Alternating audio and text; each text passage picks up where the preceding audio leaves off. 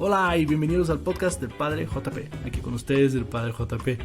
En estos encuentros exploramos ideas que nos vuelan la cabeza para cambiar el mundo y nuestras vidas con la belleza de la verdad. Me pueden encontrar en Instagram y TikTok como padre.jp y en Facebook como Padre JP. Ya estoy también en las principales plataformas de podcast para que nos busquen, sigan y denle a la campanita para no perderse ningún episodio. Espero que que estás a punto de empezar, también te vuele la cabeza. Muy bien, vamos a empezar entonces nuestra tercera clase de esta serie de las terapias de las enfermedades espirituales. Y quería repasar con ustedes, esta vez no lo voy a escribir en pizarrón, pero quería repasar nada más para ubicarnos el cuadro general, ¿no?, que habíamos ya hecho y construido en 2 ocasiones, donde según la tripartición de la antropología bíblica o de los primeros padres, o sea, esa frase rara que suena así muy elaborada, significa tripartición, es una división en 3 partes de la antropología, quiere decir la visión del hombre, según la Biblia de los padres de la iglesia, que habíamos platicado desde el inicio, cuerpo, alma y espíritu, ¿verdad? Cuerpo y alma y espíritu.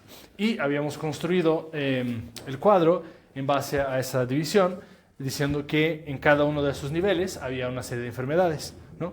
En el cuerpo estaba, bienvenidos, en primer lugar la gula, que era madre de la lujuria. Después teníamos ahí la avaricia, que está con un pie en el cuerpo y otro pie en el alma, y es la gran segunda enfermedad, que es madre de otras 3, de la ira, de la tristeza y de la sedia, ¿no? Y estas 3 se ubican al nivel del alma. Y por último tenemos la soberbia o vanagloria, o más bien, tenemos la vanagloria que daña la relación con uno mismo, y por último la soberbia que daña la relación con Dios. Y esas 2 les decíamos que eran como hermanas, ¿no? Entonces hay 3 grandes enfermedades: la gula, que ya vimos la otra vez, la avaricia, de la cual hablaremos hoy, y por último la vanagloria y soberbia. Habíamos hecho un paralelo de eso con las tentaciones de Jesús en el desierto, no repito eso, que ya lo habíamos platicado. Hicimos también un paralelo con la tentación de Eva en el jardín del paraíso, y cómo eso desencadenaba 3 grandes esclavitudes, que era la esclavitud del placer, del poseer y del poder, ¿no? También a esos 3 niveles. Bueno, ¿por qué hago esa introducción? Porque simplemente quería ubicarnos en la segunda esclavitud, la esclavitud del poseer. ¿A qué me refiero? Cuando después que Eva dialoga con la serpiente y ve que es apetitoso el fruto y quiere consentir en ese placer, dice que se le atrae, ¿no? Le llama la atención. Es lo típico de cuando algo te llama la atención, lo quieres poseer, lo quieres tener, porque te roba. Es un poquito aquí la imagen que podría quedar muy bien es la famosa imagen de Gollum o Sméagol, ¿no? En El Señor de los Anillos, my precious, el precioso, ¿no? El anillo, que lo quiere y que está dispuesto a entregar su vida, su alma, su energía, su fuerza, lo que sea por tenerlo. E incluso la historia original, ustedes no sé cuántos amantes de Tolkien hay por aquí, hay algún así apasionado, sí vi que te brillaron los ojos. Cuando Tolkien narra con la historia de Sméagol, él era un hobbit, ¿no? Y nosotros sabemos que los hobbits eran gente feliz, alegre, ligera, tranquila, y sin embargo, por enamorarse tanto de ese anillo, mata a un amigo suyo, y es desde ahí que empieza a vivir en las cuevas, y bueno, pasa todo lo que pasa y se vuelve esa persona que es un poco la máxima representación de lo que la avaricia puede llegar a ser en una persona. Bueno, repito que la avaricia es madre de 3 enfermedades: la ira, la tristeza y la sedia. Hoy hablaremos de la avaricia en gran parte y luego de la ira, y la próxima semana de las 2 otras hijas de esta enfermedad. Pero estamos moviéndonos a un nivel más profundo. Recuerden que de la misma manera que esas enfermedades están escalonadas dentro del cuerpo, alma y espíritu, se van haciendo cada vez más profundas y por lo tanto más complicadas también. Y por lo tanto más enraizadas. Es necesario un trabajo más profundo para erradicarlas. Y además la avaricia tiene una visión, según eso que estamos siguiendo de los padres de la iglesia, de los padres del desierto, muy peculiar, Porque probablemente cuando ustedes llegaron aquí hoy dijeron, bueno, esa sí no me toca, ¿no? Esa sí, la gula, pues todo el mundo tiene un poquito de gula, ¿no? Y lujuria, pues ahí cada uno sabrá. Pero la avaricia, no, esa sí no me toca. Esa resulta que no lo tengo. Y van a salir aquí todos diciendo, híjole, puede que sea la que peor tengo, ¿no? Porque vamos a entender entonces qué es la avaricia. Las demás, la gula y la lujuria, son enfermedades que están profundamente conectadas con necesidades básicas del cuerpo, ¿no? Si no como, me muero. Y el instinto de reproducción y de sobrevivencia es una cosa fuertísima. Entonces, esta es una manera de desviar algo que ya existe y es bueno, y es natural y necesario, pero lo deturpa, lo extravía, ¿sí?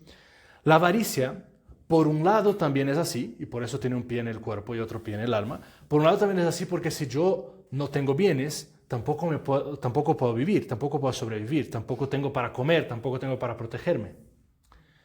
Pero el nivel necesario de acúmulo de bienes para cubrir las necesidades básicas es muy pequeño, ¿sí?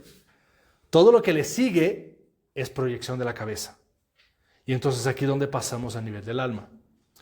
Vamos a seguir profundizando eso a ver si les queda bastante claro. Creo que sí. Atiende a una cierta necesidad vital, sí, pero después se vuelve una proyección. Y entonces, muchas veces cuando la cultura representa ese tipo de enfermedad, ¿no? Hay el famoso cuento de, ¿cómo se llama? Charles Dickens, ¿no? El cuento de Navidad que tiene esa figura de Scrooge, que es un hombre así que trabaja todos los días, 24 horas al día, 7 días por semana, puede ser Pascua, Navidad, lo que sea, está trabajando desde la mañana hasta la noche. Está súper, pero ahí cuenta cada centavo que le sale de la mano. O sea, esa persona pegada. Pues, ¿qué es lo que pasa aquí? Es que una vez que tú cubres las necesidades básicas, empieza esa obsesión por tener. Por eso es una esclavitud del poseer. Y se vuelve una proyección. Es que si no tengo esto, si no tengo el otro, si no tengo. Y empieza a ser una proyección de vida, una idea que yo hago de cómo tiene que ser la vida, que no termina nunca. Y ya no es una necesidad natural, ya es una necesidad creada. ¿Cuántas veces una compra obsesiva se explica con es que lo necesitaba? ¿No? ¿De verdad lo necesitabas? Y el pasar de un capricho a una necesidad es algo que puede generar muchos problemas, porque me hago esclavo de cosas pequeñas, de cosas ridículas. Entonces, aquí, para aclarar mucho eso, vamos a recordar una de las claves de lectura de las cuales hemos estado hablando constantemente, que es idea versus realidad. ¿Ok? ¿Por qué es importante entender eso? Porque aquí la avaricia es uno de los mejores ejemplos de cómo funciona esa dicotomía. Recordemos que la idea es lo que hace el demonio con Eva en el jardín, es decir, seréis como dioses. Es esa que Eva muy bien podía haber contestado diciendo, pues, ¿por qué tengo que ser como Dios? ¿No estoy bien así como soy?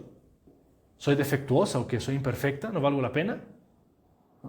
Y entonces nos obsesionamos por la idea y terminamos rechazando la realidad.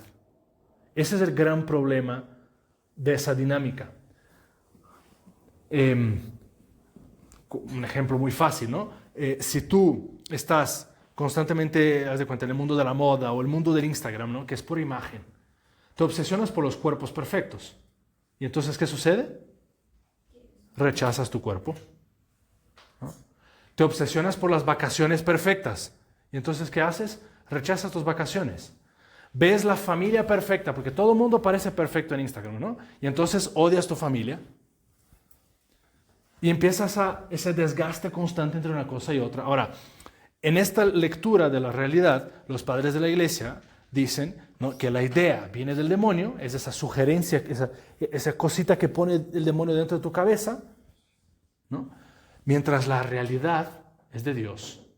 Porque Dios crea y vio que era bueno. Todo lo que crea Dios es bueno, dice el Génesis. Todo lo que permite Dios, por algún motivo será. algo bueno saldrá. La realidad es esa que nosotros rechazamos y sin embargo Jesucristo la toma y se encarna y hace como nosotros. Y entra en nuestra realidad, en nuestro mundo, en el tiempo y en la historia. Entra en una cueva en Belén, sucia, apestosa. Eso es la realidad. Ahí está Dios. Dios se manifiesta en la realidad. Y en la idea, sin embargo, me obsesiono por las cosas como me gustaría que fueran. ¿Se acuerdan que les había dicho que nada te hará sufrir tanto como tu definición de felicidad? Nada. Lo que más te va a hacer sufrir en la vida es tu definición de felicidad. Te aferras a ella y no logras soltar. La avaricia, por lo tanto, podemos resumirla en una palabra que puede ser su sinónimo, que es el apego. Apego. Ahora, el apego por un lado puede ser a los bienes y a las cosas, pero también existe el apego a las ideas, el apego a las emociones, el apego a los sentimientos. En cuanto a apego a los bienes y a las cosas, es lo que muchas veces experimentamos la ansiedad y el miedo, ¿no? ¿Y si me falta? ¿Y si no alcanzo? ¿Y si no llego?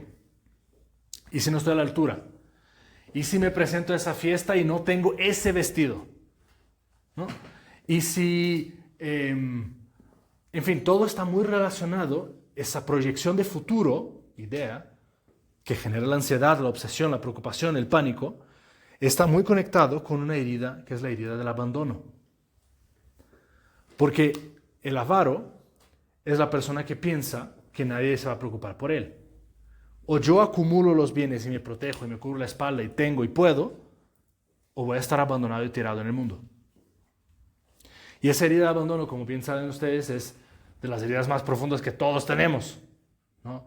Dicen algunos que es la primera experiencia que hacemos cuando salimos del vientre de nuestra madre.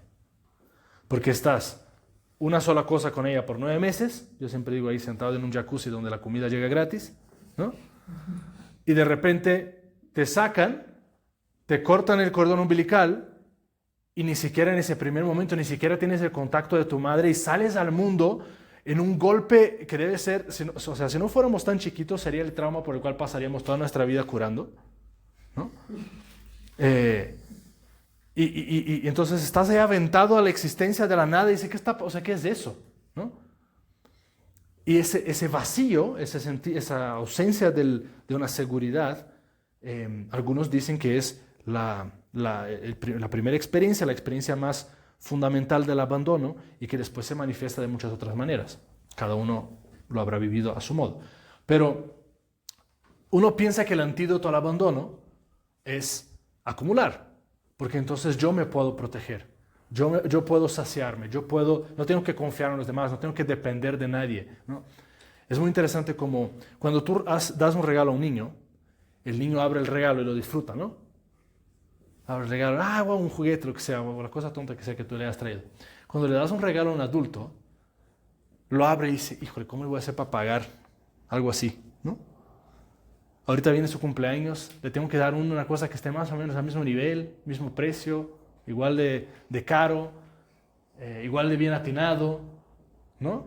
Nos ponemos preocupados, ¿sí? Entonces, esa es la dinámica donde esa proyección de las ideas y esas preocupaciones y esa ansiedad de cara al futuro me hace vivir separado de la realidad, separado del poder disfrutar con sencillez en el momento presente. Todos tenemos un poco de eso, porque la ansiedad es la enfermedad de nuestros tiempos. Y aquí son uno de esos campos donde la sabiduría de los padres de la iglesia les da 1000 vueltas a la psicología que llegó 15 siglos después, ¿no? 18 siglos después si quieres. O sea, ya hay un entendimiento del alma humana muy profundo y aquí también es donde la vida espiritual y la vida emocional, psicológica tocan de una manera muy cercana. O sea, un trabajo de ansiedad desde el punto de vista espiritual lo puedes hacer de una manera muy profunda. Es más, el trabajo de ansiedad con puras herramientas psicológicas probablemente quede corto, porque la ansiedad tiene su perspectiva espiritual, tiene su dimensión del alma. Bueno, ahorita vamos a hablar de la terapia. No es el momento todavía. Pero también la segunda dimensión del apego, les había mencionado que es el apego a las ideas. Esa persona que es incapaz de soltar y dejar de ver las cosas, o sea, aprender a ver las cosas de otra manera. Hoy día se da eso de una manera muy visible en la constante polarización que tenemos en la sociedad, tanto desde el vista político como desde el vista ideológico. Somos una sociedad que, a pesar de la hipercomunicación en la cual vivimos, somos cada vez menos capaces de comunicar, de dialogar. ¿Por qué? Porque nos aferramos tanto a nuestras ideas que no podemos escuchar a la persona que piensa diferente. La radicalización de un pensamiento siempre es señal de una persona que no piensa. Siempre. Estaba escuchando hoy un podcast sobre lo que alguno predice que es la caída del nuevo ateísmo y el renacimiento de la fe. Y decía que, escuché un par de cosas sobre el tema después y lo relacionaban con el evento del 11 de septiembre en Estados Unidos, ¿no? Algunos de ustedes todavía estaban en pañales. Pero ese evento marcó un cambio en el occidente porque se agarraron de ahí para decir, pues eso es lo que hace la religión, ¿no? Esa gente radical, loca, que va y mata a un montón de gente. Eso es lo que hace la religión. Y ahí, según esos historiadores, esos pensadores y tal, dicen que nació una oleada muy grande del ateísmo en el occidente, ¿no? Ese tipo de radicalización religiosa o lo que tú quieras, política, ideológica, llámelo como quieras. La radicalización siempre es una señal de una persona que no piensa. Una persona que está aferrada tanto a una idea que es incapaz de cuestionarla. De hecho, esa es un poco la definición de ideología, ¿no? Que tú... ¿Por qué da flojera discutir con una persona que está ideologizada? Porque yo ya sé lo que va a decir, ¿no? Yo entro en la prepa y digo, ¿quiénes no creen en Dios? ¿Por qué? Porque si Dios es bueno, ¿por qué existe el mal? No manches, bro, o sea, de verdad, o sea, hay de que 3 millones de años que la gente está discutiendo eso. Hay de que 500 millones de libros que hablan de ese tema. No, o sea, no puedes decir una cosa un poco más original. Y todavía te sientes cool porque eres adolescente, te dices agnóstico, ¿no? O sea, qué flojera. Qué flojera hablar sobre el aborto, sobre la homosexualidad hoy día cuando te van a decir las 2, 3 cosas que todo mundo dice. O sea, es absolutamente incapaz de pensar fuera de la caja, ¿no? Y nuestra sociedad está tan ideologizada que yo llegué a un salón el otro día de prepa y de que los 30 que estaban ahí no había nadie, absolutamente nadie, que era en contra del aborto. O sea, no es ni cuestión de decirlo. O sea, no, el aborto está mal. No es ni... O sea, es raro, ¿no? Que tú llegues a un lugar donde 30 personas donde todo el mundo piensa igual. O sea, algo. Tenía un profesor en la secundaria que decía, la unanimidad siempre es señal de que algo está mal. Si somos seres humanos, la unanimidad no existe. O sea, todo el mundo piensa, o sea, si eres capaz de pensar, algo diferente piensas. Y entonces, estamos en una sociedad tremendamente marcada por la avaricia, no solo por la ansiedad, que es la enfermedad de nuestros tiempos, pero también por esa radicalización de la idea. Estamos tan aferrados y luego eso genera, junto con la dinámica del apego, genera una obsesión por el control. Porque si yo quiero que las cosas salgan de mi manera, entonces yo controlo, ¿no? Es un poquito tenemos el chiste en mi familia que mi mamá es muy controladora y nos microgestiona a todos, ¿no? Y entonces siempre cuando algo sale mal, dice, por eso microgestiono, porque mira, les dejo y no lo hacen bien, ¿no? Bueno, esa es la prueba de la persona que es obsesiva por el control, ¿no? Porque apenas algo sale diferente de lo que quiere y pierde, y la pierde. Sin embargo, la persona, esa persona que está aferrada a las ideas, que es obsesiva por el control, también tiene otro rasgo súper típico de nuestro tiempo, y de ese nadie se salva, que es el multitasking, ¿no? De eso nadie se salva. ¿Por qué? Cuando estás en un proceso de multitasking, ¿qué es lo que estás haciendo? Estás intentando convencerte de la omnipotencia del control absoluto, que no se te escapa nada, que puedes estar en todo al mismo tiempo, ¿no? El multitasking que puede ser desde tener 50 ventanas abiertas en tu computadora hasta también un rasgo muy interesante que se da hoy, que es la persona que va fluyendo por la vida, pero realmente no toma ninguna decisión definitiva. No toma decisiones. No solo definitivas, no toma decisiones en absoluto. Yo me acuerdo de los jóvenes de la universidad que era chistosísimo. O sea, yo no sé cómo ustedes dos estaban de que coqueteándose, al final la cosa no sucedió. Pero yo decía, yo no sé cómo esos dos arman un plan, porque son tan incapaces de que su sí sea sí, de que su no sea no. O sea, yo no sé cómo el otro se fía que uno va a llegar al café a las 4:30 de la tarde cuando quedan en llegar. O sea, es una persona totalmente incapaz de decir un sí que valga. De tomar decisiones, porque está intentando mantener todo bien, ¿no? Hacer todo, que todo salga bien, y no toma decisiones definitivas. Nuestra sociedad hoy es muy marcada por la falta de decisiones definitivas. Es verdad que, en fin, tantas cosas hoy día son diferentes, pero había un tiempo que estuve leyendo un poco sobre neuropsicología y todo eso, y hablaba de cómo el marco de la vida adulta en el cerebro, según los estudios que uno puede hacer, es el desarrollo del lóbulo frontal, ¿no? Es el área encargada de las decisiones racionales. Hace unas décadas, eso llegaba a su plenitud entre el 21 y 23 años, ¿no? Con razón, mi papá a los 23 años estaba casado, tenía 2 hijos, etc., ¿no? Hoy día está entre los 25 y pico, y la previsión es que siga creciendo.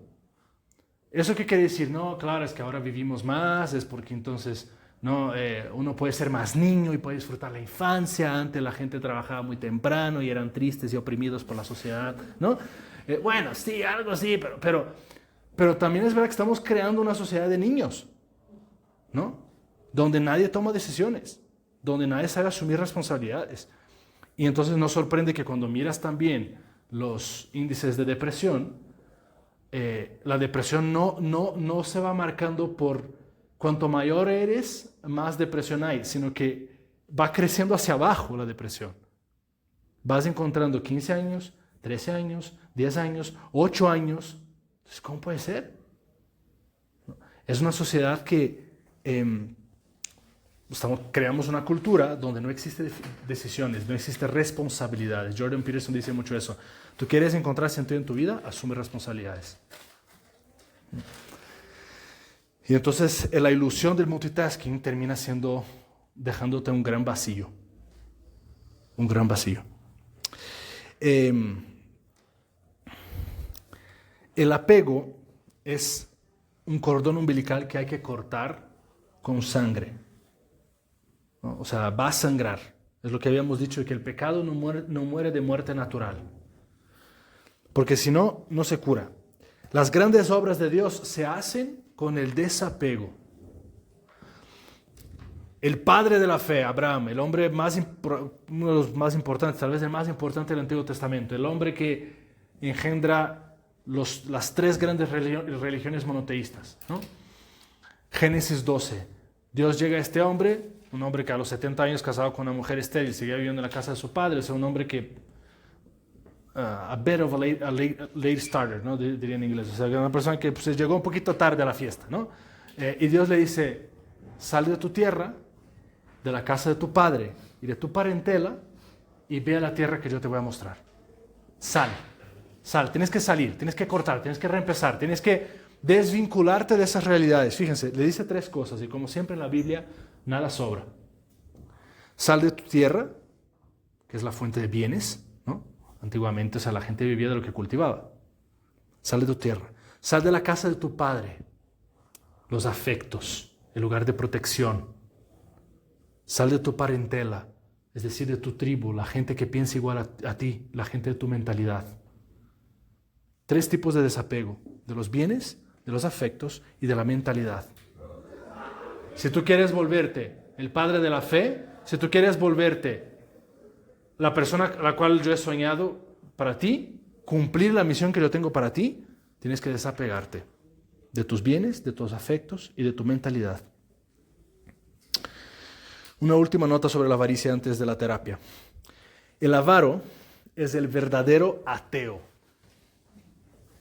Eso es muy interesante, Sobre todo porque aquí les voy a decir una grosería. Ustedes se acuerdan que hay un evangelio que Jesús dice, no puedes servir a dos señores, ¿no? Pero Jesús dice también, no se puede servir a Dios y al el dinero. ¿Por qué? Dinero, en hebreo, se dice, ¿están preparados para eso? Se dice mamón. ¿Ok? ¿Ok? Ahora, hay una otra palabra que viene del hebreo que nosotros repetimos mucho en la fe y que a lo mejor muchos de ustedes nunca han pensado qué es lo que significa, que es amén. ¿Sí?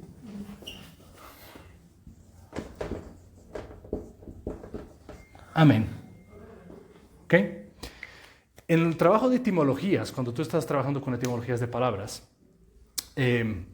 uno tiene que ir desarrollando poco a poco la sensibilidad de percibir las relaciones, porque son palabras que a veces duran mucho tiempo, pasan por evoluciones dentro de las lenguas, etc. Pero el hebreo es una lengua muy, muy interesante porque no tiene vocales como tal. ¿Sí? Es una lengua de consonantes. Las vocales son añadidas sobre las consonantes, pero la raíz de las palabras se hacen con puras consonantes. Entonces, fíjense, aquí tenemos esto y esto, ¿no? Es la misma raíz. Lo que Jesús está diciendo en ese evangelio es que no puedes servir al mamón, no, a la mamón o mamona, porque ahí también dice, no me acuerdo exactamente cómo se dice en el evangelio, el original, pero no puedes servir al dinero y a Dios al mismo tiempo. El amén, que es esa palabra que nosotros usamos en la fe, viene de amán, si no me equivoco, que significa creer. Es la palabra que nosotros decimos al final de las oraciones, diciendo, todo eso que acabo de rezar, lo creo. Que así sea. De hecho, la palabra más importante que un fiel dice en la misa, ¿no?, es el amén. Al final del por Cristo, con Él y en Él, a ti Dios Padre Todopoderoso, en la unidad del Espíritu Santo, todo honor y toda gloria, por los siglos de los siglos. Amén. Porque eso concluye la plegaria eucarística. Toda la parte de la consagración del cuerpo de Cristo, y la parte más importante de la misa no es la consagración, es la doxología, que son esas palabras que acabo de decir ahora, que es cuando terminada la consagración ofrecemos todo al Padre, ¿no? Todo lo que hemos hecho. Y el pueblo de Dios contesta, amén. De hecho, en una misa solemne se canta, y a veces se canta 3 veces ese amén, ¿no? Es el asentimiento de la fe. Entonces, el ateo, o sea, el avaro, perdón, o da su asentimiento y pone su fuerza y su creencia y su seguridad en el dinero, o lo pone en Dios. Y Jesús deja muy claro, no es posible las dos cosas. O es una o es otra. Ahorita, al final te tomo una pregunta, ¿sí? Eso también lo podemos resumir con otra palabra evangélica que es muy hermosa, que es donde está tu tesoro, ahí está tu corazón. ¿No? Si tu tesoro es un tesoro de bienes materiales, ahí está tu corazón. La fe requiere ese desprendimiento del cual habíamos hablado antes, para seguir a Jesús. Pasaje muy bonito. Creo que es Marco 10, si no me equivoco, el pasaje del joven rico, ¿no? Se acerca y dice, maestro, ¿qué tengo que hacer para tener la vida eterna? Y Jesús le dice, sigue los mandamientos. No, esos ya los cumplo desde mi infancia. ¿Qué más? Jesús le dice, si quieres ser perfecto, ve, vende todos los bienes que tienes, entrégaselos a los pobres, después ven y sígueme. Y el Evangelio tiene una expresión espectacular y asombrosa. Y dice, se entristeció porque tenía muchos bienes. Y se fue. Se apega a. No solo se apega a, sino que de la avaricia nace una tristeza, que es una de las hijas, ¿no? Pero para seguir a Jesús tienes que desprenderte. San Ignacio de Loyola, que es el responsable por modernizar, actualizar y desarrollar un tema muy importante de la vida espiritual, que es el discernimiento. Discernimiento es la capacidad de trabajar las mociones de tu corazón para saber qué es lo que Dios quiere de tu vida. Pone una premisa a todo discernimiento. Y él dice, es imposible discernir si no tienes una cosa, que es lo que él llama de santa indiferencia. que es un tipo de desapego. Es decir, ¿cómo voy a yo entrar en el discernimiento? Y discernimiento no me refiero solo a la decisión vocacional, de que me hago sacerdote, me hago monja consagrada, me caso. No, también cualquier discernimiento. Tomo esa oportunidad de trabajo, ¿no? Y me cambio de país o me quedo aquí, cerca de mi familia. Traigo a mi mamá que viva dentro de mi casa ahora que mi mamá está enferma o no. O sea, las decisiones que vaya a tomar en la vida, ¿no? Si yo estoy apegado a una de las decisiones, pues va a ser muy difícil que yo escuche la voz de Dios, ¿no? Si yo no quiero escuchar, no voy a escuchar. Y entonces para eso Él dice la santa indiferencia. Yo, efectivamente, Señor, te pongo esas dos opciones enfrente. Sí tengo una inclinación a esta, pero lo que tú quieras. Que no se haga mi voluntad sino la tuya. Y esa es la manera de desapegar el espíritu para poder escuchar al Señor. Santa indiferencia. Muy bien. La avaricia, llamada por Evagrio Póntico como riqueza del prisionero, ¿no? Por algún motivo. Parece que tienes algo, pero realmente te hace más prisionero, más esclavo que otra cosa. Muy bien, terapia de la avaricia. Ok. La primera es la que ya habíamos mencionado, que era una de las prácticas que la Iglesia recomienda para la Cuaresma, ¿verdad? La limosna. La limosna que condensa muchas cosas. La primera es la siguiente. La limosna no es un gesto de justicia. Es un gesto de caridad. Y eso es importante entender, porque a la avaricia se le mata no con la lógica de lo justo, sino con el amor que va más allá de los límites de la justicia.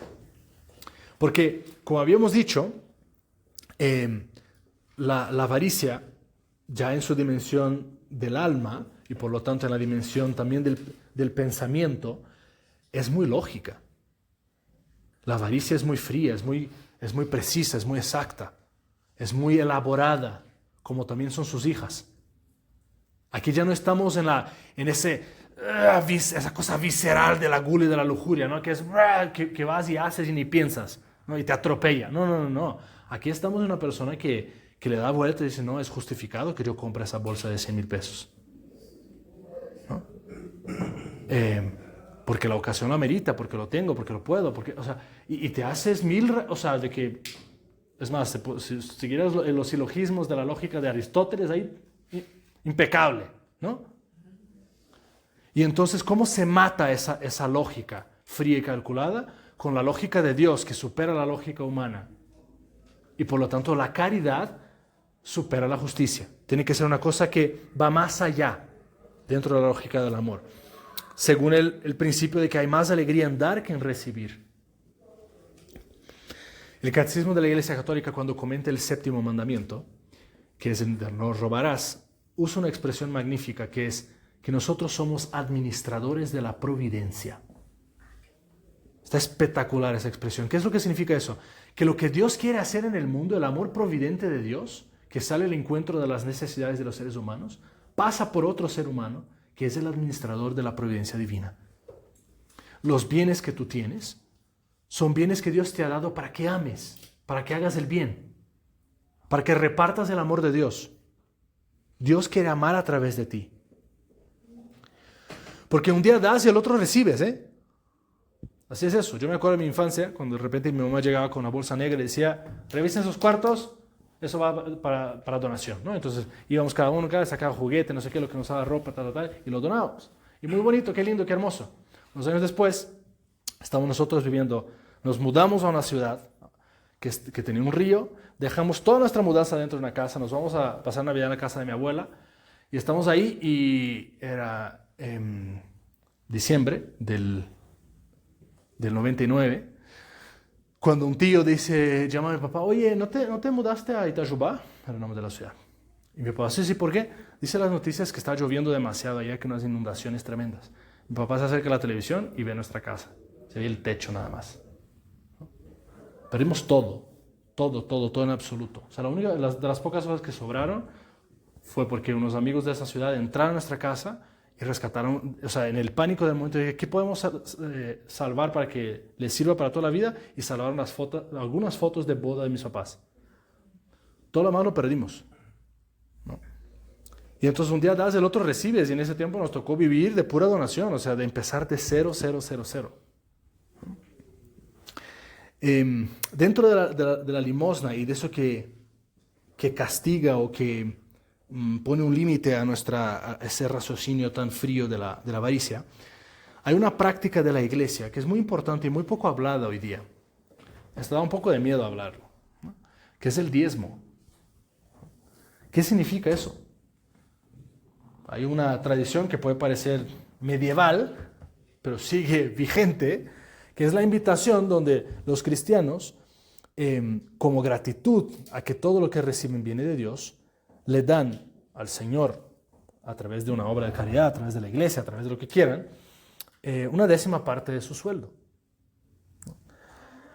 Digo, evidentemente eso puede ser análogo, puede ser simbólico, puede ser, no tiene que ser a rajatabla, pero es un símbolo de generosidad, ¿no? A veces da un poco de pena que uno pasa la canastita en la misa y escucha pura monedita, ¿no? Entonces dices, no manches, o sea, eso es lo que das al viene, ¿no? Y eso es lo que das a Dios también. O sea, yo no gano nada de las ofertas, conste, pero es que sí, yo sabes ese ejemplo el otro día en una homilía, ¿no? Si un político te dice, nuestra prioridad es, o si un jefe de una empresa dice, nuestra prioridad es muy fácil saber si es verdad lo que está diciendo. La prioridad está donde está el dinero, ¿no? Si la prioridad de un gobierno es hacer una cierta cosa, ahí es donde está el grueso de su presupuesto. Ahí es donde está el grueso de la empresa. Si eso es prioridad, ahí hay dinero. No puede ser prioridad y que no tenga dinero, ¿no? Bueno, ¿cuáles son las prioridades de nuestra vida? ¿Dónde está nuestro dinero? ¿Dónde están nuestros bienes? Yo me acuerdo que un poquito después de eso que pasó, ¿no? ¿Cuándo fue? Sí, fue un poco después de esa inundación que perdimos todo. Estábamos en un cambio de vida muy radical donde mis papás habían dedicado unos cuantos años a ser misioneros en un lugar perdido del país. Había pasado diversas cosas, nos desligamos de esa institución, mi mamá estaba embarazada, nos mudamos de ese lugar, inundación, perdemos todo. Y después un poco de eso, o por ese tiempo, ahora no me acuerdo bien la cronología, pero un poco mi mamá andaba muy preocupada porque estaba por tener la bebé, faltaban semanas, y pues mi papá apenas había empezado a trabajar, le habían dado un golpe, había perdido dinero de un negocio, entonces la situación estaba tremenda.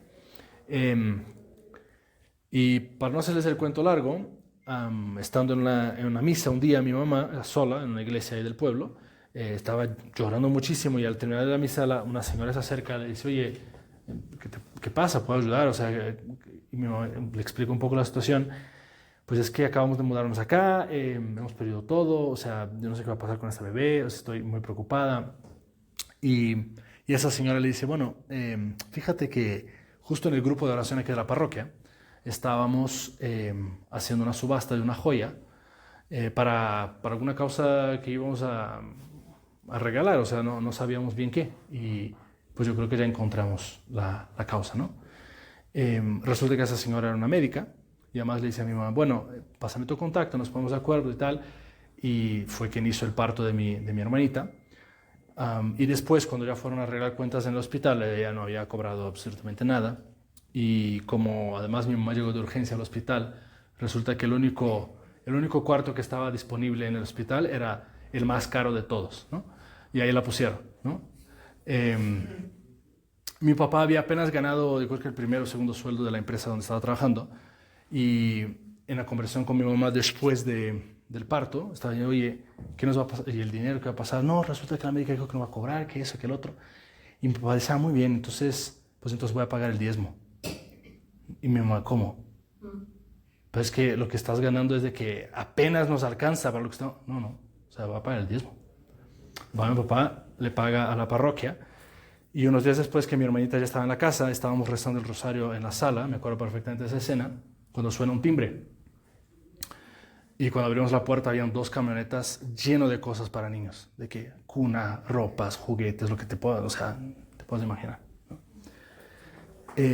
Y así les puedo contar innumerables historias, porque mis papás han sido un ejemplo de confianza en la providencia que hasta la fecha me deja en shock. Lo que significa confiar realmente que Dios es el que se encarga de nosotros. Y eso es lo que significa un diezmo.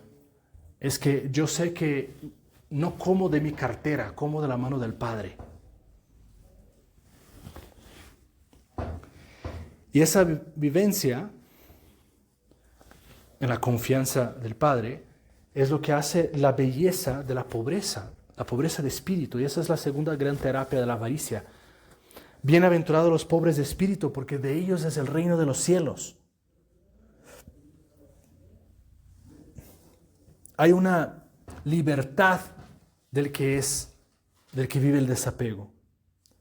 Mientras el avaro está siempre preocupado, está siempre amarrado, está siempre proyectando el futuro, está siempre lleno de miedo, de ansiedad, con el control y tal. El pobre de espíritu vive en paz.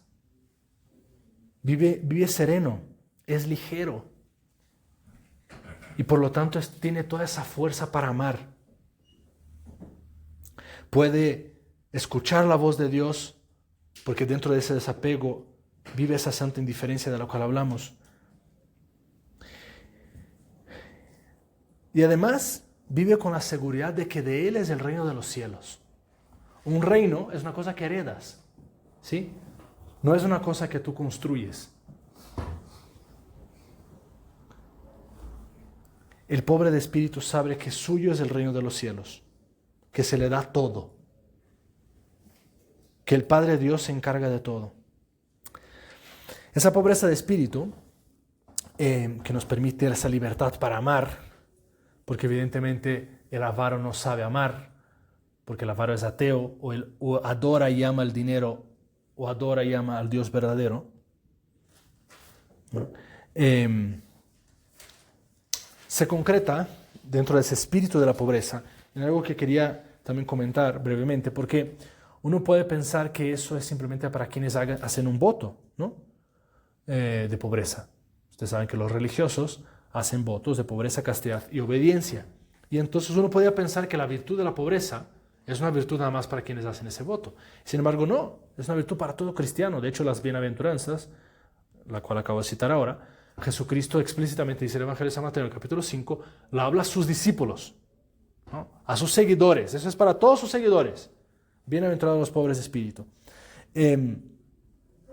Y por lo tanto hay que aprender a vivir en esa sencillez. ¿Cómo es que se concreta esa pobreza de espíritu en la vida de un seguidor de Jesús? En la austeridad, en la sobriedad, ¿no? Sin la necesidad de la ostentación, del lujo exagerado. Es aprender a vivir de la providencia, de la bondad de Dios.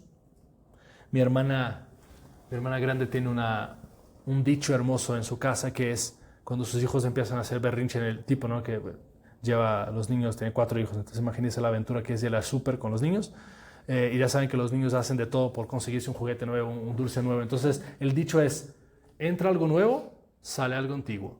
Tú sabrás. ¿Entra algo nuevo qué? Y sale algo antiguo. O sea, de que si te compro un juguete nuevo, algún juguete tuyo tiene que irse de la casa, ¿no? Y entonces el niño de que, quiero ese juguete o no quiero, porque voy a tener que soltar otro. Quiero esa ropa o no quiero, porque voy a tener que soltar otra, ¿no? Son pequeñas maneras de vivir esa pobreza de espíritu que te van acostumbrando a soltar, a no estar tan aferrado eternamente, ¿no? Un poco la síndrome de la abuelita, ¿no? Que guarda todos los botecitos de plástico, de todos los recipientes que usa, ¿no? De que el yogur, el atún, o sea, todo está guardado en el armario, o sea, para que lleva ahí 5 años, ya tiene polvo y no lo usa, ¿no? No, por si las dudas, ¿no? Hay que aprender a soltar. Mi hermana chica, que no es creyente, pero hizo una cosa muy chistosa hace unos años, un reto que estaba ahí por internet, que se llama el reto minimalista, donde eran 30 días que todos los días soltabas cosas, ¿no? Pero era, el primer día regalas una cosa, el segundo día regalas 2 cosas, el tercer día 3 cosas, y así sucesivamente. quiere decir que en el 30º día son 30 cosas que sacas de tu vida, ¿no? Porque existe una libertad en el soltar, ¿no? Es que les puedo contar demasiadas historias y ya es muy tarde. La última es cuando nos mudamos. Les mencioné antes que mis papás fuimos misioneros de un instituto católico allá en Brasil un tiempo. Ese instituto tenía como parte de su espíritu y su carisma era vivir de la providencia. Entonces vivíamos en São Paulo, más o menos cerca de São Paulo, en la ciudad de São Paulo. Teníamos que mudarnos a Tocantins, que está a 4 días de viaje. ¿Okay? Una cosa lejísima, en medio de la nada. La praxis de la comunidad era la siguiente: tú puedes llevar lo que quepa en tu coche, ¿no? Entonces mi papá, yo no sé qué, o sea, de que sacó los ahorros que no sé de dónde los tenía y compró una combi. ¿Se ubican la combi? ¿Eh? Éramos 3 hijos en ese momento ya, entonces era una cosa complicada. Acostó los bancos y ahí puso el refri, o sea, de lo que pudo. Nosotros fuimos 4 días de viaje, pero acostados. O sea, porque estábamos de que a 30 centímetros del techo, ¿no? Pues lo que cabe, ¿no? Pero ese tipo de experiencias te recuerda. O sea, por eso digo que mis papás han sido un gran ejemplo para mí de eso, porque yo me imagino lo que pasaba en su mente y en su corazón, la angustia y la ansiedad de tener 3 criaturas y luego 4 y pasar por todo lo que han pasado, de tener que reempezar una serie de veces. Y yo nunca me acuerdo de haber experimentado esa ansiedad en mi infancia. Nunca. O sea, yo fui el niño más feliz del mundo. Porque mis papás vivían con ese desprendimiento de que Dios da, Dios quita. Él sabrá. Y eso para mí me ha marcado mucho, ¿no? Esa conciencia de que existe un Padre que me cuida, que es Dios. Y es la esencia de la terapia que mencionábamos antes, de la angustia y de la ansiedad, ¿no? El Señor es mi pastor, nada me faltará, Salmo 23. Yo creo que no existe antídoto más fuerte a la ansiedad que esa frase. El Señor es mi pastor, nada me faltará. Bueno, la espiritualidad del abandono, de la confianza, la providencia, ha sido desarrollada por tantos maestros de la vida espiritual, ¿no? Una de las cuales es Teresa de Lisieux, Santa Teresita, que habla de la infancia espiritual. Es un poco lo mismo. Es esa sencillez, esa pequeñez de que ahí tengo un Padre. Puedo abrazar mi pobreza y mi pequeñez, no pasa nada. Y eso es el gran fruto de la terapia de la avaricia. Es que yo hago las paces con mi realidad. En vez de estar obsesionado por una idea irreal, yo soy capaz de abrazar mi pobreza existencial, mi fragilidad, en paz. Porque soy ese niño en los brazos del Padre. Ok, tengo que ir más rápido. Tercer elemento de la terapia de la avaricia es la meditación sobre la muerte. Porque es nuestra única certeza en la vida. Te vas a morir. Y como dice Denzel Washington en uno de sus discursos, yo nunca he visto un camión de mudanza detrás de un coche fúnebre. No se lleva nada uno. Todo lo que conquista se queda aquí. Dice la leyenda que Alejandro Magno, ese gran conquistador de la antigüedad, lo conté el otro día en una homilía, no sé si estaba usted ahí, cuando se muere le pide, después de haber conquistado todo el mundo, ese hombre era un genio del ejército, o sea, de la guerra, de la estrategia, de la política, era una cosa fuera de serie. A sus 23 años más o menos ya había conquistado el mundo. Cuando se muere le dice a sus sirvientes, cuando me carguen, yo quiero que todo el tesoro que he conquistado, que lo echen por tierra. Que me lleven los médicos, que carguen mi féretro, y por último que mis manos estén afuera de la caja fúnebre, colgadas, ¿no? Y le preguntan, ¿por qué? Quiero que me carguen los médicos para mostrar al mundo que ni ellos te pueden salvar de la muerte. Quiero que mi cuerpo vaya pasando por el tesoro que he acumulado para mostrar que eso no lo llevas. Y que mis manos estén colgadas para que la gente vea que así como llegas con las manos vacías, así te vas. ¿No? Es nuestra única certeza. Y entonces la meditación de la muerte te pone en perspectiva la obsesión del acúmulo. Si me muriera hoy, ¿de qué serviría toda esa ansiedad y esa preocupación? Y si me muriera hoy, mi verdadera riqueza y la única de la cual me preocuparía es haber ganado el cielo. Por eso dice esa frase de San Domingo Sabio, San Domenico Sabio, ese santo niño, discípulo de Juan Bosco, frase espectacular que a mí me encanta, dice, antes morir que pecar. El pecado es la más grande pobreza que daña el hombre.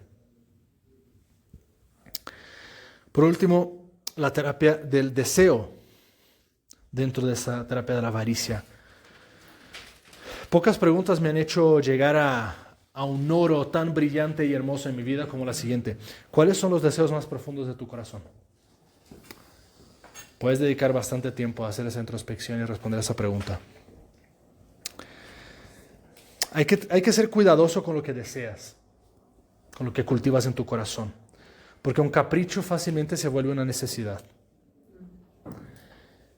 Y esa idea, que primero parece inocente, luego se justifica, luego se vuelve obsesión, luego se vuelve rechazo de la realidad, se vuelve también frustración.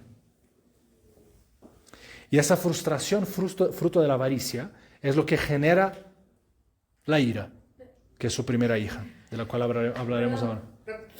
Podemos ir mucho atrás, o sea, la idea se convierte en obsesión, ¿cómo era? A ver, chica, Es que el capricho se vuelve una necesidad. El capricho se vuelve una ¿Sí? necesidad. Ajá. De la misma manera que esa idea, que al inicio es inocente, luego se vuelve especulada, lógica, estructurada, ¿no? Y se vuelve una obsesión que me hace rechazar mi realidad. Y ese desgaste genera una frustración que es la causa de la ira y de la tristeza. No me siento.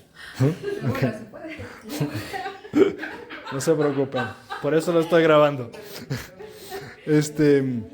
Ok, entonces, esa pobreza de espíritu, ¿no?, contra la avaricia, un poquito concluyendo esa terapia, la pobreza de espíritu es una riqueza existencial. La avaricia es una pobreza existencial. La pobreza de espíritu da alegría y paz. La avaricia da ansiedad y angustia. Y entonces, todo eso es parte de esa dinámica del deseo, que es lo que voy alimentando en mi corazón. Los padres de la iglesia dicen, desea lo que tienes y tendrás lo que deseas. Esa capacidad de vivir en paz con mi realidad. No solo de los bienes, porque eso puede parecer un discurso de que pues entonces la iglesia no promueve que yo crezca, que gane más, que no es eso. Estamos hablando de un nivel mucho más profundo, más existencial. Es el saber hacer las paces con mi existencia, con mis defectos, con mi cuerpo, con eso que no va a cambiar, con mi historia, con mi pobreza, ¿no? La típica persona que llega obsesionada y triste a la confesión dice, es que padre, siempre me confieso de lo mismo. Falta pobreza de espíritu. Es decir, vas a seguir confesándote el resto de tu vida de lo mismo. ¿Y qué? Haz las paces con eso. Abraza tu pobreza. Les dejo de tarea leer y meditar Lucas 12, del 13 al 34, que es más o menos la conclusión de lo que equivale al discurso de la montaña de Mateo. Ahorita les repito. Lucas 12, del 13 al 34. Es un resumen espectacular de todo lo que hemos hablado. Absolutamente todo lo que les he dicho, le podía haber comentado ese pasaje, pero como ya son las 10:10 y todavía ni siquiera he empezado con la ira, pues les dejo de tarea. Ok, vamos a la ira y como siempre, siendo una hija, tal como es la hija, o sea, tal como es la madre, así es la hija, entonces nos ahorramos algunas cosas y voy al grano aquí de la ira. Como hija de la avaricia, es tremendamente lógica, calculada y justificada. Eso es muy importante entender en la dinámica de la ira. Es que es verdad, es un tal por cual, es una injusticia, ¿no? Y siempre nos agarramos de la verdad para nuestros desahogos de ira. Nada más un disclaimer, existe una ira buena, ¿sí? La ira como fuerza del corazón humano que responde a la injusticia. Existe una ira buena, es la que leímos en el Evangelio de hoy, de hecho, cuando Jesús hace esos látigos y entra en el templo, porque le quema la ira de decir, ese es un lugar sagrado y mira lo que han hecho ustedes, ¿no? Es la ira que entra cuando tú descubres que me acuerdo hace varios años que me quedé, o sea, no me podía creer, ¿no? Creo que un político de Veracruz que se había robado el dinero de hospitales de cáncer y tal, entonces dices, O sea, si tú no sientes una ira en tu corazón cuando escuchas ese tipo de cosas, algo está mal, ¿no? Existe una ira buena, sí. Pero aquí estamos hablando de la ira que no es buena, ¿no? ¿Cuál es su origen y su dinámica? Ya dijimos que nace de la frustración, del no obtener, ¿sí? Ahí está el vínculo con la avaricia. Del no obtener. ¿No obtener qué? Una necesidad real o ficticia. La frustración de no obtener un capricho. La frustración de no obtener un bien, que puede ser económico o emocional. Y entonces esa frustración, ¿no? es una parte esencial. Ahorita les voy a hacer como una especie de ecuación de la ira. Dentro de esa frustración nace un sentimiento de injusticia. Eso es muy importante. La ira está íntimamente conectada con la injusticia. Y entonces la injusticia que yo siento que se hace contra mí, me da a mí el derecho de tomar la justicia en mis manos. Y es ahí donde nace, ¿no? todo tipo de manifestaciones de la ira. Entonces, recapitulando y tal vez haciendo una especie de ecuación o un esquema sobre la ira, y ahorita lo voy a volver a explicar con algunas cosas que ya mencioné y con otras que no. La dinámica de la ira muchas veces empieza de la absolutización. Perdón que voy a usar un poco de, ¿cómo se dice eso? De abreviaciones, porque si no, no me cabe aquí en el pizarrón. Pero absolutizamos nuestra visión de las cosas. Ahorita explico ese punto en concreto. Esa absolutización de la visión, de nuestra visión, genera una frustración.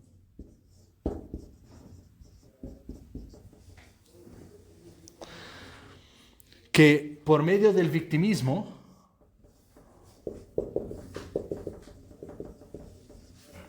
genera tristeza. Y como es propio de los ciclos viciosos, la tristeza por medio del victimismo genera frustración. Y todo eso, toda esa cadena de sentimientos y pensamientos incubados, explota en todo tipo de violencias. Entonces,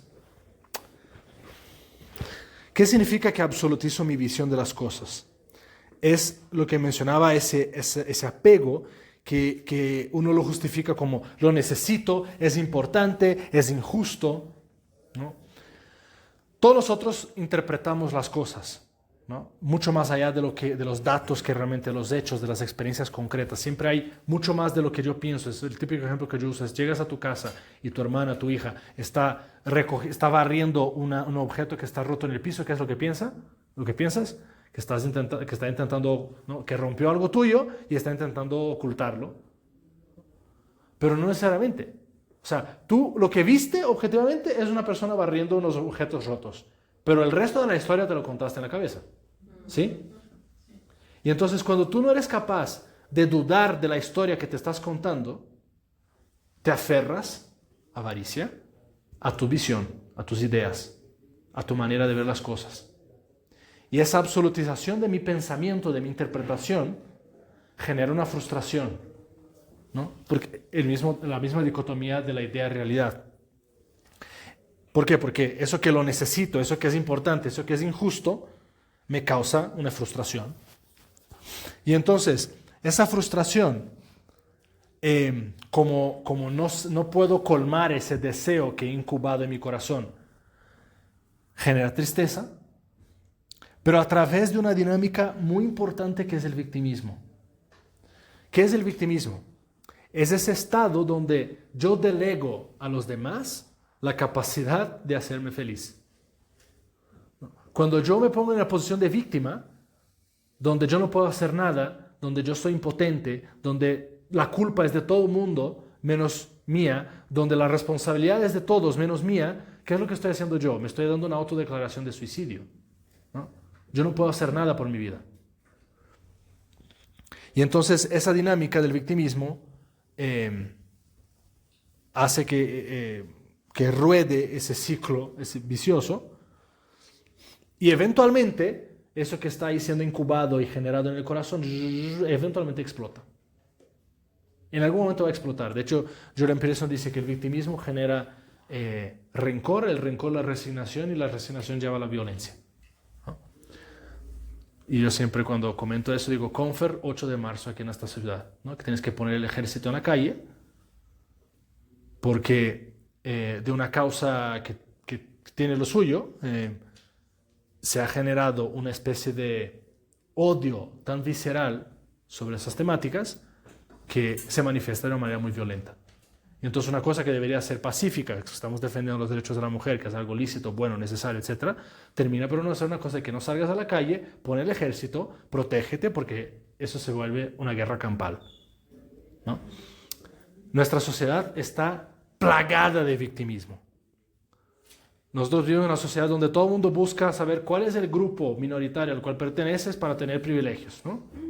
Esa es la dinámica. En vez de enseñar a la gente a tomar autonomía y tomar las riendas de sus vidas y trabajarse y crecer, y desarrollarse, retarse, estamos diciendo a la gente, mira, aquí están las 300 categorías en las cuales puedes entrar, ¿no? Para decir que tu categoría de personas es oprimida por la sociedad y así puedes reclamar un derecho, ¿no? Es puro victimismo y eso siempre genera violencia, siempre. El victimismo siempre genera violencia, de alguna manera o de otra.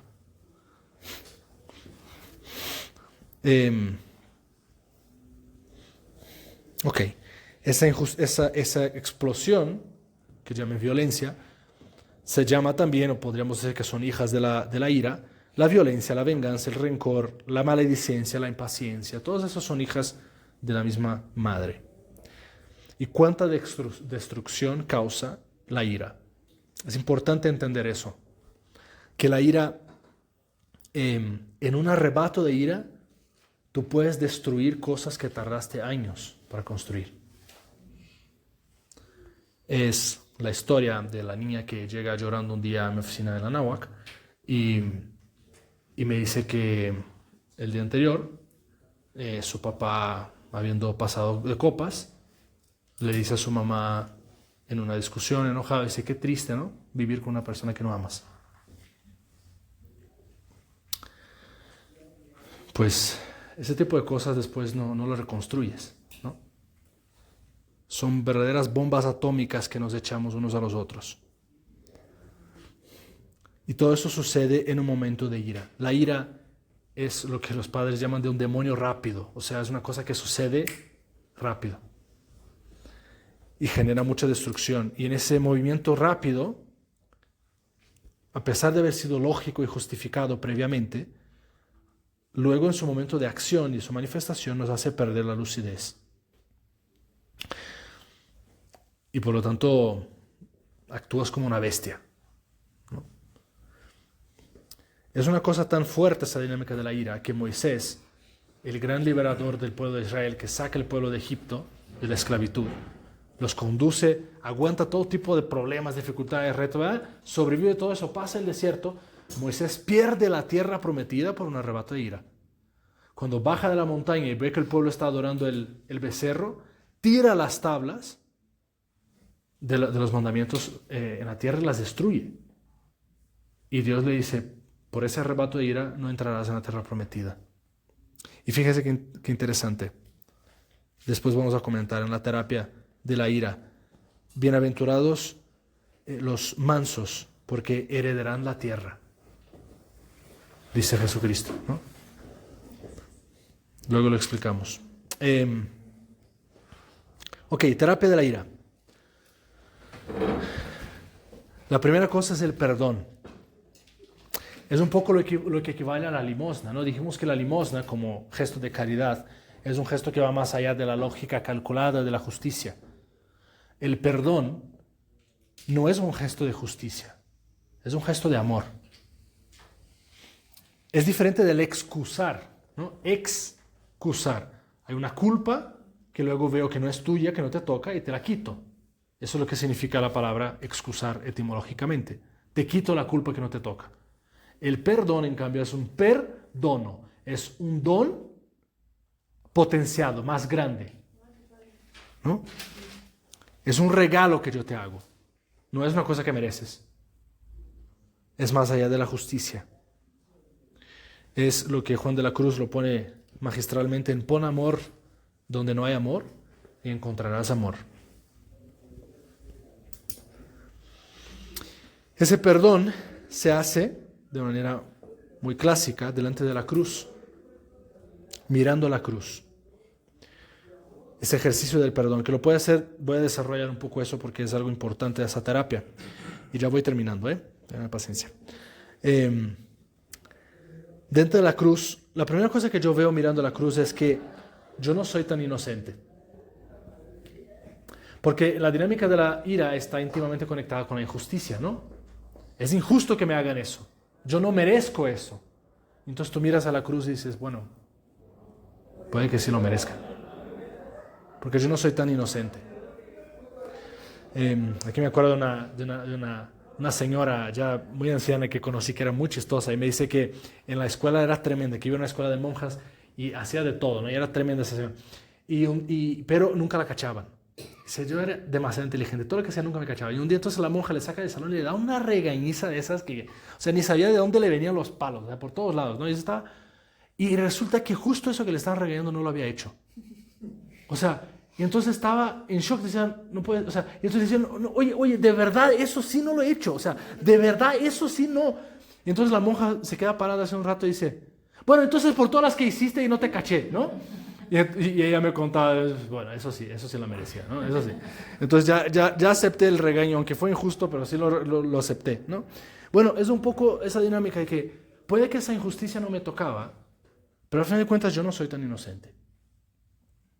La segunda cosa que pasa delante de la cruz es que me doy cuenta que Cristo me ha perdonado. Perdono. Me ha dado un regalo superior al que yo merezco. Y 3, delante de la cruz me doy cuenta de la injusticia suprema. Porque si a mí se me hace injusto que alguien me trate mal, ¿qué significará tratar mal al Hijo de Dios? Que es amor, que es bondad, que es perfección. Y entonces ese ejercicio lo puedes hacer de varios modos.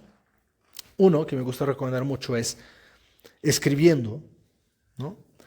Y yo recomiendo que se escriba en cada frase: porque Cristo me ha perdonado, yo perdono a. Y ahí pones el nombre de la persona, y ahí pones la memoria, lo que tengas que perdonar. Porque Cristo me ha perdonado, yo perdono a. Y puede ser la misma persona varias veces, no pasa nada.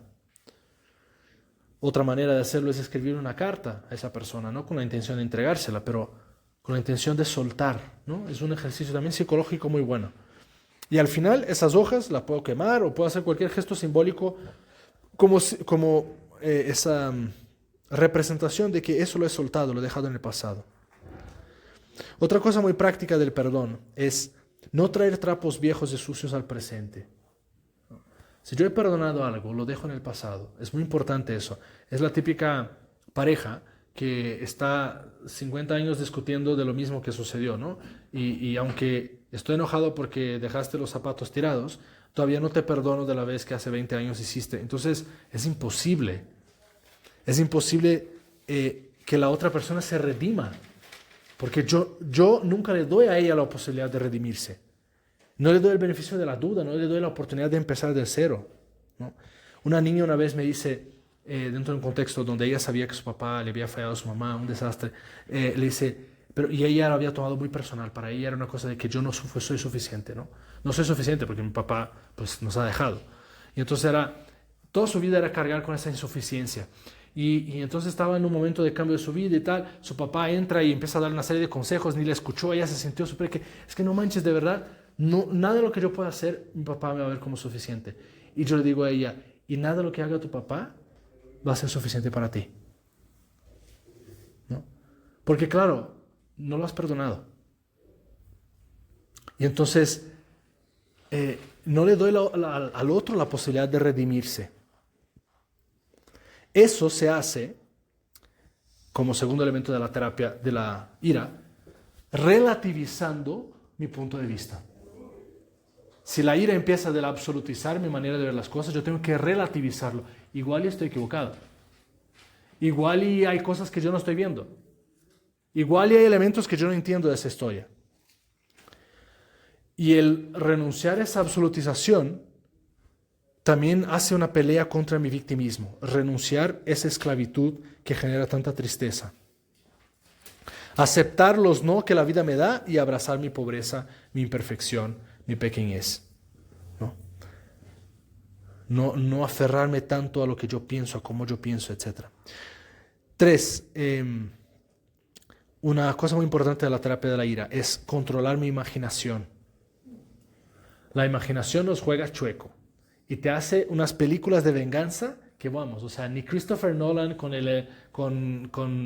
Leonardo DiCaprio y Ben Affleck y todos juntos, así todos los grandes actores juntos, no llegan ni a las chanclas de lo que nosotros nos imaginamos, ¿no? Y entonces la imaginación que está constantemente trabajando y generando y recordando y tal, ¿cómo es que yo la terapeo?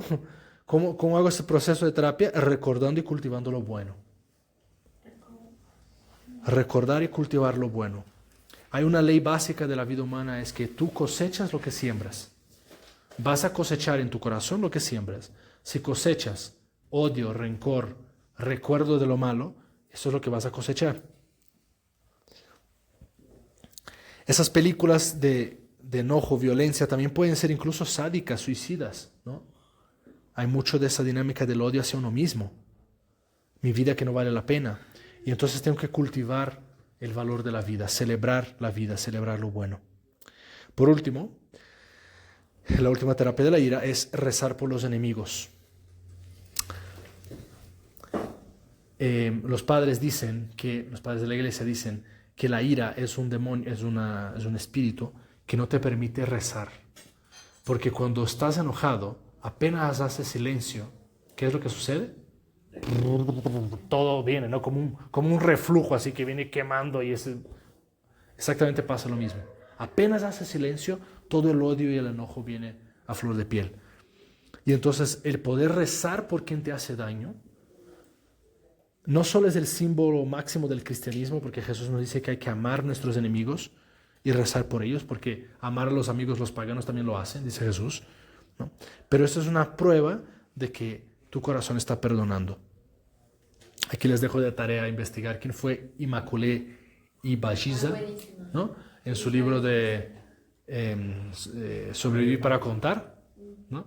Cuenta del genocidio en Ruanda y platica una historia muy bonita de cómo ella, encerrada con otras mujeres en un baño, creo que de 3x2, una cosa así, no pudiendo hablar en absoluto por días y días y días y días, porque un pequeño ruido podía costarles el cuello a todas ellas, iba rezando en silencio el Padre Nuestro. Y cuando llegaba al perdónales como yo los he perdonado, no lo podía rezar. Se le atoraba la voz. Un día y otro día, porque no podía perdonar, ¿no? Y luego esa mujer que hace un trabajo espectacular con la gracia del Espíritu Santo en su corazón, perdona a la gente que había matado a su familia y dedica el resto de su vida a hablar por la paz, ¿no? A viajar el mundo a dar conferencias sobre la paz. Una historia espectacular. Concluyo la terapia de la ira con bienaventurados los mansos, porque heredarán la tierra. Bienaventurados los mansos, porque heredarán la tierra. Toda guerra se hace por un pedazo de tierra, hasta la fecha, ¿no? Estamos viviendo la guerra de Israel y Palestina, están peleando ¿por qué? Por tierra. La Primera y la Segunda Guerra Mundial, Alsacia-Lorena, esa zona que está entre Francia y Alemania. O sea, siempre se pelea por la tierra. Y sin embargo, el manso es el que hereda la tierra, que es la tierra prometida, que es el cielo. Porque yo no tengo, como tengo un Padre de amor, yo no tengo que pelearme por la tierra. Yo la recibo en herencia. Bueno, quedaría hacer la lectura de todo lo que hemos hablado bajo las claves de lectura que les había pasado: la afiliación a la orfandad, la realidad y la idea, las relaciones y el amor. Pero eso también se los dejo de tarea, que hagan una reflexión, y agradezco una vez más su paciencia, su perseverancia, su resiliencia en escucharme, y espero que puedan ir a acostarse hoy, a terminar su día cultivando esos pensamientos de bondad del Padre de amor, que es providente, que se encarga de ti, de manera que puedas dormir muy sereno, muy en paz, cultivar en tu corazón esa confianza, el Señor es mi pastor, nada me faltará, ¿no? Y la certeza que ese amor, o más bien, la certeza que ese bien que Dios me hace, que me cuida como padre, me da la libertad para amar, para servir a los demás, para ir más allá de la justicia, para entregarme. Y eso es lo que también me libera de la ira que puede estar siendo acumulada en mi corazón. Entonces, que el Señor les dé la gracia de perdonar, de soltar, de desapegarse para amar de verdad. Muchas gracias. Muchas gracias por escuchar este episodio del podcast del Padre JP. Es una gozada ir explorando contigo la belleza de la verdad. Si los disfrutaste, sigue el perfil del podcast en la plataforma que más te guste y comparte con tus amigos. Hazle clic a la campanita para que no te pierdas de nada. Ya sabes que me puedes encontrar en redes sociales como Padre JP. Y en la descripción está mi link de Patreon. Agradezco desde ya tu generosidad en patrocinar este trabajo y ayudar a que el mundo se prenda en fuego con la revolución del amor. Dios te bendiga y recuerda, sigue siendo audaz en tu mente y en tu corazón.